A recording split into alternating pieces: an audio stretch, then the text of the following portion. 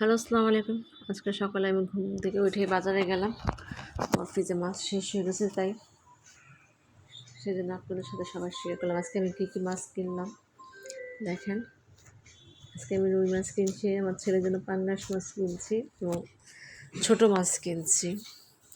এখন সবগুলো মাছ আমি একসাথে কাটাবো, কারণ আমার বাসায় কাটানোর মতো কোনো মানুষ ছিল না, সেজন্য আমি কাইটা নিয়ে আসি সবসময় বাজার থেকে।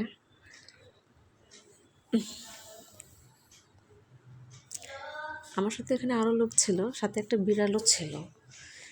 সে চুপচাপ মাছের কাটা খাওয়ার জন্য বসে আছে, তারও আমি ভিডিও করলাম।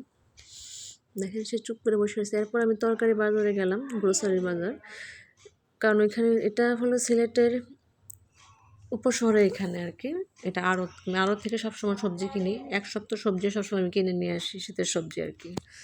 ওইখান থেকে আমি অনেক সবজি কিনলাম, বাট এত দাম জিনিসপত্র তা বলার বাইরে।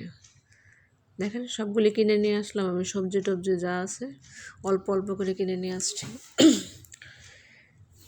লাউ কিনলাম, মিষ্টি লাউ কিনছি, লাল শাক কিনলাম, বিচি কিনলাম। দেখেন, বাসায় নিয়ে আসছি শীতের সবজি। আশা করি ভিডিওটা সবার ভালো লাগবে।